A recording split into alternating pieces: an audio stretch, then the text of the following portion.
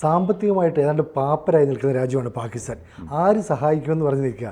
ഇപ്പോൾ വേൾഡ് ബാങ്കിൻ്റെ ഭാഗത്തു നിന്ന് $40 ബില്യൺ ഒരു സഹായധനം അനുവദിച്ചു എന്ന് പറഞ്ഞാൽ അമേരിക്കയുടെയൊക്കെ ഒരു പിന്തുണയോടുകൂടി ആയിരിക്കും. അപ്പോൾ ഇത്രയും പണമൊക്കെ അനുവദിക്കുക എന്ന് പറയുന്നത് സത്യത്തിൽ ഇന്ത്യ ഉൾപ്പെടെയുള്ള രാജ്യങ്ങളെ ഞെട്ടിക്കുന്നതല്ലേ? ഇത് ശരിക്കും പറഞ്ഞു കഴിഞ്ഞാൽ ഇന്ത്യക്കെതിരെയുള്ളൊരു നല്ല ഒരു പൊട്ടൻഷ്യൽ ത്രെറ്റ് എന്ന് പറയാവുന്നൊരു ഭീഷണിയാണ് ഈ സാധനം. കാരണം ഇപ്പം കഴിഞ്ഞ ഏതാനും ആഴ്ചകൾക്ക് മുമ്പാണ് IMF $1,00,000 കോടി, അതായത് $1 ബില്യൺ അനുവദിച്ചത്. അതിന് തൊട്ട് പിന്നാലെ ഇപ്പോൾ ലോകത്ത് എല്ലായിടത്തും അറിയാവുന്നതാണ്, ഇപ്പം പാകിസ്ഥാൻ്റെ ഡിഫൻസ് മിനിസ്റ്റർ പ്രതിരോധ വകുപ്പ് മന്ത്രി തന്നെ പറയുകയുണ്ടായി, ഞങ്ങൾ ഈ വൃത്തികെട്ട പണി, അതായത് ഭീകരവാദത്തെ പ്രോത്സാഹിപ്പിക്കുന്ന ട്രെയിൻ ചെയ്യുന്ന പണി അമേരിക്കയും ലണ്ടനും ഉൾപ്പെടെയുള്ള രാജ്യങ്ങളിൽ ഞങ്ങൾ 10-30 വർഷമായിട്ട് നടന്നുകൊണ്ടിരിക്കുകയാണെന്ന് പറയുകയുണ്ടായി. അപ്പോൾ ഇതൊരു ടെററിസ്റ്റ് സ്റ്റേറ്റ് ആണ് എന്നുള്ളത് ലോകത്തിനെല്ലാം അറിയാവുന്ന കേസാണ്.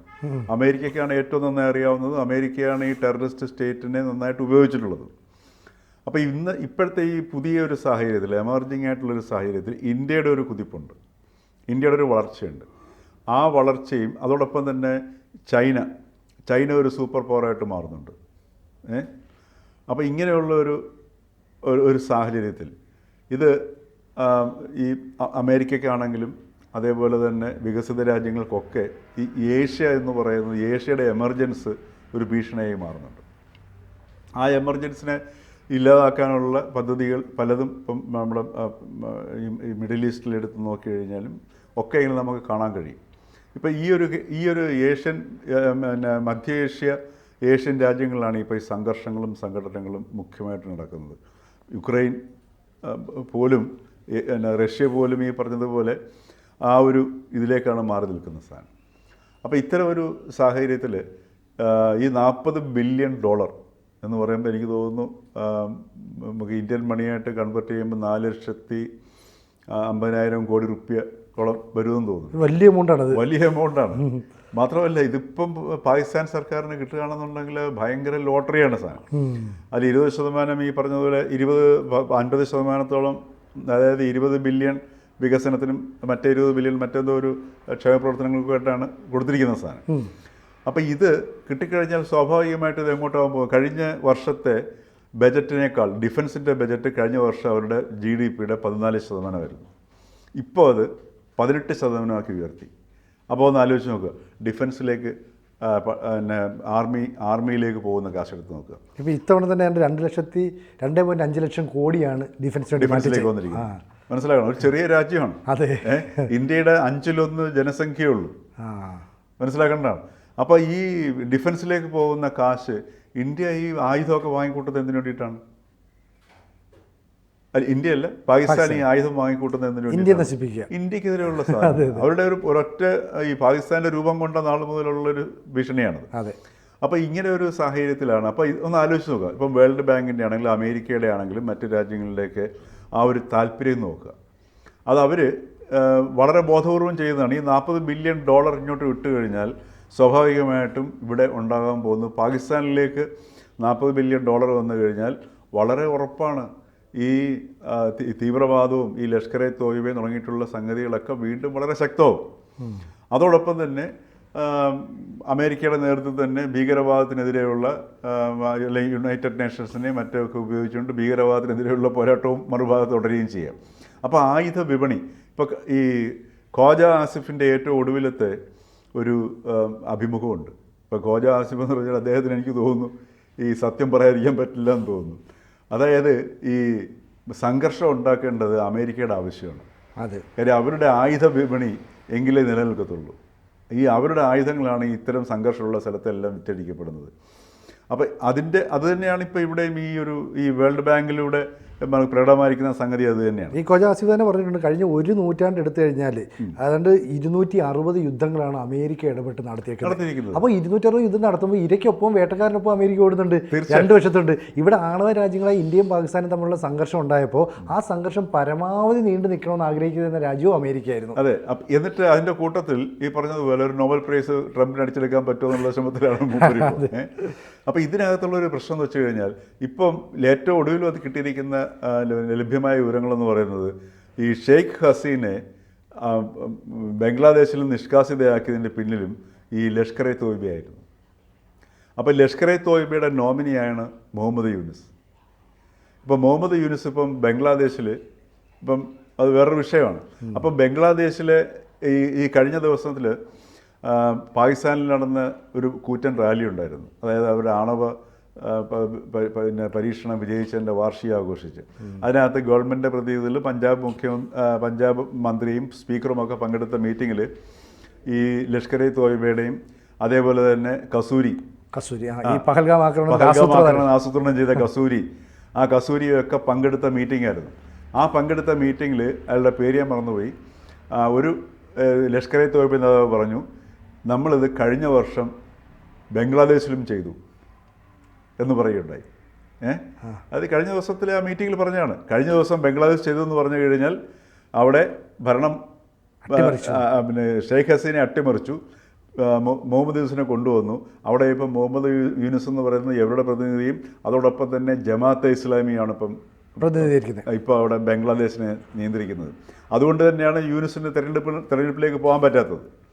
അപ്പോൾ ഇങ്ങനെയുള്ള ഒരു അന്തരീക്ഷം, ഒരു സംഘർഷത്തിൻ്റെ വളരെ സാധ്യതയുള്ള ഒരു അന്തരീക്ഷം ഉണ്ടാക്കുന്നു. ഇങ്ങനെ വരുന്ന സമയത്ത് നമ്മുടെ ഇന്ത്യയുടെ കിഴക്കും പടിഞ്ഞാറും നമുക്കിത് തലവേദനയായി മാറുകയാണ് ചെയ്യുന്നത്. ഇന്നിപ്പോൾ അതിന് ശേഷം ഈ ഷെയ്ഖ് ഹസീനെ അവിടെ നിന്ന് തുരത്തിയതിന് ശേഷം പാകിസ്ഥാനും ബംഗ്ലാദേശും തമ്മിൽ കൈകോർത്തു. ഒരു കാരണവശാലും പിന്നെ ബംഗ്ലാദേശിന് പാകിസ്ഥാനുമായിട്ട് കൈകോർക്കാൻ പറ്റാത്തതാണ്. കാരണം എന്ന് വെച്ച് കഴിഞ്ഞാൽ 1971 വംശഹത്യയിൽ പാകിസ്ഥാൻ ആർമിയോട് ചേർന്ന് നിന്ന സംഗതിയാണ് ജമാഅത്തെ ഇസ്ലാമി. തുടർന്നിട്ടാണ് ജമാഅത്തെ ഇസ്ലാമിയുടെ ഈ മിലിറ്റന്റ് വളരെ തീവ്രവാദ പ്രവർത്തനങ്ങളിലേക്ക് ഏർപ്പെട്ടിരുന്ന ആൾക്കാരെ മുഴുവൻ പിടിച്ച് ജയിലിലാക്കിയിരുന്നു. ഇപ്പോൾ ഈ ഷെയ്ഖ് ഹസീനെ അവിടെ നിന്ന് പിന്നെ ഭരണത്തിൽ നിന്ന് പുറത്താക്കിയതോടുകൂടി ഈ മുഹമ്മദ് യൂനിസ് എന്ന് വെച്ച് കഴിഞ്ഞാൽ അവിടുത്തെ ജയിലുകൾ മുഴുവൻ ശൂന്യമാക്കി എന്നാണ് പറയുന്നത്. തീവ്രവാദികളെ മുഴുവൻ പുറത്തേക്ക് വെച്ചു. അപ്പോൾ ഇങ്ങനെ വരുന്ന സമയത്ത് നോക്കുക, അവിടെ അത് കഴിഞ്ഞിട്ട് ബംഗ്ലാദേശ് ചൈനയുമായിട്ട് പിന്നെ ഈ അവരുടെ എയർബേസിന് സ്ഥലം കൊടുക്കാൻ പോകുന്നു. അതെ, സിലിഗുരി കോറിഡോറിൻ്റെ അടുത്തുള്ള ഈ മോണി ഹാർട്ടൺ എന്ന് പറയുന്ന ആ എയർബേസ് ചൈനയ്ക്ക് വിട്ടുകൊടുക്കാൻ തീരുമാനിക്കുന്നു. അതിൻ്റെ സബ് കോൺട്രാക്റ്റ് പാകിസ്ഥാൻ കൊടുക്കുന്നു. അപ്പോൾ ഈ രീതിയിൽ വരുന്ന സമയത്ത് ഇന്ത്യയുടെ ഒരു വളർച്ചയെ, ഇന്ത്യയുടെ ഒരു കുതിപ്പിനെ പിടിച്ചു നിർത്തുക. കാരണം ഇന്ത്യ ടെക്നോളജിക്കലിയും ഭയങ്കരമായിട്ട് അഡ്വാൻസ് ചെയ്ത് പോകുന്നു. അതോടൊപ്പം തന്നെ ഏറ്റവും ഈ പ്രതികൂല സാഹചര്യങ്ങളിൽ പോലും നമ്മളുടെ ഈ GDP വളരുന്നു. ഇപ്പോൾ ലോകത്ത് മുഴുവൻ റിസഷൻ ഉണ്ടായിട്ട് പോലും നമ്മളെ അത് കാര്യമായിട്ട് ബാധിച്ചില്ല. അപ്പോൾ അങ്ങനെയുള്ളൊരു സാഹചര്യത്തിൽ ഇന്ത്യയുടെ കുതിപ്പിനെ പിടിച്ചു നിർത്തുക എന്നുള്ളതിൻ്റെ പിന്നിലൊരു ലക്ഷ്യമുണ്ട്. അപ്പോൾ ഈ രീതിയിൽ ഇന്ത്യക്ക് അസ്വസ്ഥമാകുന്ന ദിവസങ്ങളെ സമ്മാനിക്കുന്നതിന് തുല്യമാണ് ഇപ്പോൾ ശരിക്കും പറഞ്ഞു കഴിഞ്ഞാൽ വേൾഡ് ബാങ്കിൻ്റെ ഈ 40 ബില്യൺ ഡോളറാണ് ഈ പാകിസ്ഥാന് കൊടുത്തിരിക്കുന്നത്. തീർച്ചയായിട്ടും ആർക്കും അറിയാവുന്നതാണ് ഇത് എങ്ങോട്ടാണ് ഇവിടെ പോകുന്നുള്ളത്. കാര്യം അവിടെ ഈ കഴിഞ്ഞ ദിവസങ്ങളിൽ പാകിസ്ഥാൻ പ്രധാനമന്ത്രി ഷഹബാസ് ഷെരീഫിൻ്റെ ബോഡി ലാംഗ്വേജ് നോക്കി അറിയാം, അല്ലെങ്കിൽ സംഭാഷണം ശ്രദ്ധിച്ചാൽ അറിയാം ഇയാൾ അവിടുത്തെ ഇപ്പോഴത്തെ ഫീൽഡ് മാർഷൽ ആസിഫ് മുനീറിനെ എത്രമാത്രം ഭയക്കുന്നു എന്നുള്ളത്. കാര്യം അവിടെ പട്ടാളം ശരിക്കും പറഞ്ഞു കഴിഞ്ഞാൽ ഇപ്പം പട്ടാളത്തിൻ്റെ കയ്യിരിക്കുന്ന വെറുമൊരു പാവയായിട്ട് ഈ അവിടുത്തെ ഭരണകൂടവും മാറിയിരിക്കുന്നുള്ളതാണ്. അപ്പം സ്വാഭാവികമായിട്ടും ഈ ഒരു ഈ ലോൺ അതല്ലെങ്കിൽ ഈ ഒരു സാമ്പത്തിക സഹായം ലഭ്യമായി കഴിഞ്ഞാൽ തീർച്ചയായിട്ടും പാകിസ്ഥാൻ്റെ മുഖ്യ ലക്ഷ്യമാകുന്ന അല്ലെങ്കിൽ അവരുടെ മുഖ്യ ഏർപ്പാടാകുന്ന ഇതിലേക്ക് പോകും. അല്ലാതെ ആ ജനങ്ങൾക്ക് യാതൊരു പ്രയോജനം ഉണ്ടാകാൻ പോകുന്നില്ല. കാരണം അവിടെ 3 പ്രവിശ്യകൾ ഏതാണ്ട് വിട്ടുപോകലിൻ്റെ അവസ്ഥയിലാണ്. ഇപ്പോൾ സിന്ധ് ദേശം ഏതാണ്ട് വിട്ടുപോകുന്ന അവസ്ഥയിൽ, ബലൂചിസ്ഥാനോടെ സ്വാതന്ത്ര്യം പ്രഖ്യാപിച്ചു. അതുപോലെ ഖൈബർ പഖ്തൂൺഖ്വയിലും ഈ പ്രശ്നങ്ങൾ നിലനിൽക്കുന്നു. അപ്പോൾ ആകെ 5 ഉള്ളതിൽ ഈ ഇപ്പോൾ അവർക്ക് ആകെ അവരുടെ സുരക്ഷിതമായിട്ട് നിൽക്കുന്നത് പഞ്ചാബാണ് മെയിനായിട്ടുള്ള സ്ഥാനം. അപ്പോൾ ഈ ഒരു സാഹചര്യത്തിലേക്ക് 40 ബില്യൺ ഡോളറിൻ്റെ കൈ വന്നു കഴിഞ്ഞാൽ അവർ ആഭ്യന്തരമായിട്ടുള്ള ഈ പിന്നെ വിഘടന അല്ലെങ്കിൽ ഈ സ്വാതന്ത്ര്യ പ്രക്ഷോഭങ്ങളെ അല്ലെങ്കിൽ അവരുടെ ഈ 3 പ്രവിശ്യകളിലെ ഉയർന്നു വരുന്ന പ്രക്ഷോഭങ്ങൾ അടിച്ചമർത്താനും അതോടൊപ്പം ഇന്ത്യക്കെതിരെ ഉള്ള ചുരുക്ക് കൂട്ടാനും വേണ്ടി മാത്രമായിരിക്കും ഇത് ഉപയോഗിക്കേണ്ടത്. ഇപ്പോൾ ഈ അമേരിക്കൻ ഇൻ്റലിജൻസ് ഒരു റിപ്പോർട്ട് പുറത്തുവിട്ടു. ഇതനുസരിച്ച് ഇപ്പം ഇന്ത്യയും പാകിസ്ഥാനോട്ട് ഇനിയൊരു യുദ്ധം ഉണ്ടാകുകയാണെങ്കിൽ അവർക്ക് സൈനികപരമായി സാമ്പത്തികപരമായിട്ട് ഇന്ത്യയെ നേരിടാനുള്ള കരുത്തില്ല. അതുകൊണ്ട് തന്നെ അവർ ആണവ ആയുധങ്ങൾ വേണമെങ്കിലും പ്രയോഗിക്കാം. നിലവിലുള്ള ആണവ ആയുധത്തിൻ്റെ ശക്തി കൂട്ടാനായിട്ട് അവർ തീരുമാനിച്ചു. നിലവിൽ അവരുടെ 170ഓളം ആണവ പോർമുന ഉണ്ടെന്നാണ് കരുതപ്പെടുന്നത്. ചൈനയുടെ 600ഓളം ഉണ്ട്. ചൈന പറയുന്നത് 2030 ആകുമ്പോൾ ഞങ്ങളത് 1000 വർദ്ധിപ്പിക്കും. അപ്പോൾ ചൈനയുമായിട്ട് അങ്ങനെ ഒരു കൂട്ടുകെട്ടുണ്ടാക്കി വേണമെങ്കിൽ ഇന്ത്യക്കെതിരെ അത്തരം ആക്രമണം അവർ നടത്താം. കാരണം അവരെ സംബന്ധിച്ച് ഇനി ഒന്നും നഷ്ടപ്പെടാനില്ല. അവർക്ക് ആത്യന്തികമായിട്ട് ഇന്ത്യ നശിക്കണം. മതം അടിസ്ഥാനമാക്കി രൂപം കൊണ്ട ഒരു രാജ്യത്തിന് മതവും തീവ്രവാദവും തന്നെയാണ് മുഖ്യ വിഷയം. അവർക്ക് ലോകത്തെ വൻ രാജ്യമാകണമെന്നോ വൻ സാമ്പത്തിക ശക്തി ആകണമെന്നോ വികസിത രാജ്യമാകണമെന്നോ ഒന്നും ആഗ്രഹമില്ല. അവരുടെ ആത്യന്തികമായ ലക്ഷ്യം ഇന്ത്യ നശിക്കണം, ഇന്ത്യ തകർക്കണം. അപ്പോൾ കാശ്മീർ എന്നുള്ളതല്ല പ്രശ്നം, നരേന്ദ്രമോദി എന്നുള്ളതല്ല പ്രശ്നം. എല്ലാ തവണയും യുദ്ധം ചെയ്യുമ്പോൾ കോൺഗ്രസ് ഭരിച്ചിരുന്ന കാലത്ത് യുദ്ധം ചെയ്തു, BJP ഭരിച്ചിരുന്ന കാലത്ത് യുദ്ധം ചെയ്തു. അപ്പം ഇന്ത്യ എന്ന് പറയുന്ന രാജ്യം ഇല്ലാതാകണം. അതിനുവേണ്ടി ജിഹാദി പ്രവർത്തനം വരെ നടത്താൻ തയ്യാറുള്ള പാക്കിലെ ജനങ്ങളുണ്ട്. ഒപ്പം അവിടുത്തെ ആർമിയിലും അങ്ങനെയുള്ള ആൾക്കാരുണ്ട്. അപ്പോൾ ഈ അനുവദിക്കുന്ന പണം ഒരുപക്ഷെ ബംഗ്ലാദേശിലെ പാകിസ്ഥാൻ്റെ പൊളിറ്റീഷ്യൻസും ഈ ആർമിയുടെ തലപ്പത്തുള്ളവരും കട്ടുമുടിക്കാം. എന്നിട്ട് ബാക്കി പണം സൈന്യത്തിന് കൊടുത്തിട്ട് നിങ്ങൾ ആണവായുധം പ്രയോഗിച്ചു എന്ന് പറഞ്ഞാൽ അവർ രാജ്യം വിട്ടുപോകാനും പറ്റുമല്ലോ. അല്ല, അതാണ് അതിൻ്റെ ഒരു പ്രശ്നം. കാരണം എന്ന് വെച്ചാൽ ഈ പാകിസ്ഥാൻ എന്ന് പറഞ്ഞ ഈ ചെറിയ രാജ്യത്തിന് ഒരിക്കലും താങ്ങാൻ പറ്റുന്ന വെയിറ്റ് അല്ല, ഭാരമല്ല അവിടുത്തെ ആർമി. അത്രയും ഒരു ചെറിയ രാജ്യത്തിലെ ആർമിയുടെ ആവശ്യമില്ല. പക്ഷേ ആ ആർമിയെ ഇന്ന് തീറ്റിപ്പോറ്റുക എന്നുള്ളതാണ് പാകിസ്ഥാൻ്റെ മുഖ്യമായ അജണ്ട. അതില്ലാതെ പാകിസ്ഥാൻ മുമ്പോട്ട് പോകാൻ പറ്റുന്നില്ല. അതുകൊണ്ടാണ് ഈ എത്ര തന്നെ ധനം കിട്ടിക്കഴിഞ്ഞാലും ഇത് ആർമിയുടെ മേൽക്കൈയും, അത് കാരണം ആർമിക്ക് അവിടെ മേൽക്കൈയുണ്ട്. ഇപ്പം തന്നെ ഈ ഒരു വിഷയം ഉണ്ടാക്കി നമ്മൾ കാണുന്ന തലത്തിലല്ല ഇതിനെ കാണേണ്ടത്. അപ്പോൾ അവിടെ പാകിസ്ഥാനിൽ ഇപ്പോൾ ഇയാളെ ഫീൽഡ് മാർഷലും ആക്കി. ഏതെങ്കിലും ഒരു സാധാരണ യുദ്ധം ജയിക്കുമ്പോഴൊക്കെയാണ് ഇങ്ങനെ ഫീൽഡ് മാർഷൽ പദവി കൊടുക്കുന്നത്.